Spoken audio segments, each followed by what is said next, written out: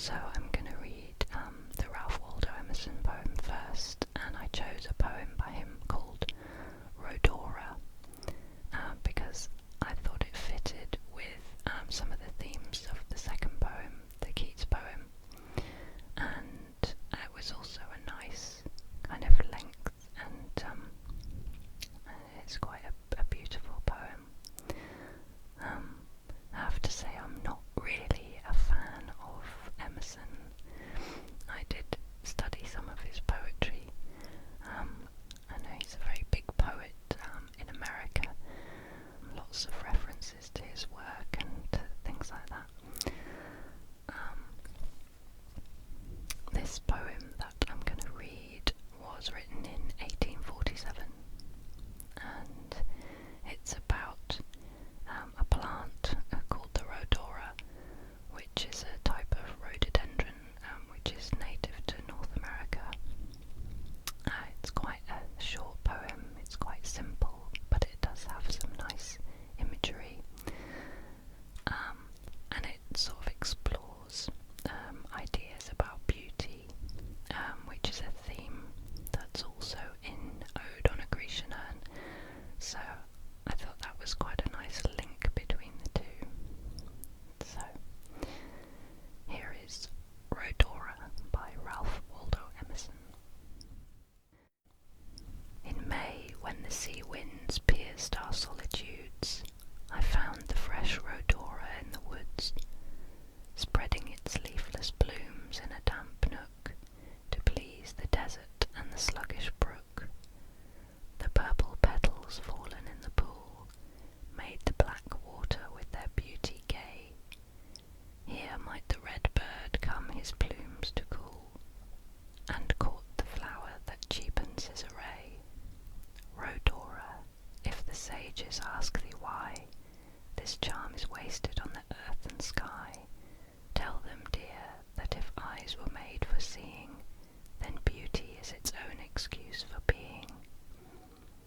Why thou wert there, O rival of the rose, I never thought to ask, I never knew, but in my simple ignorance suppose the self-same power that brought me there brought you. So that was Ralph Waldo Emerson's Rhodora. Now, Ode on a Grecian Urn was written a bit earlier than that one. It was written in 1819 by John Keats, who was an English romantic poet. But it explores the idea of beauty in a similar way to the Emerson poem, and the subject of the poem is the images that are painted onto the side of a Greek urn, depicting various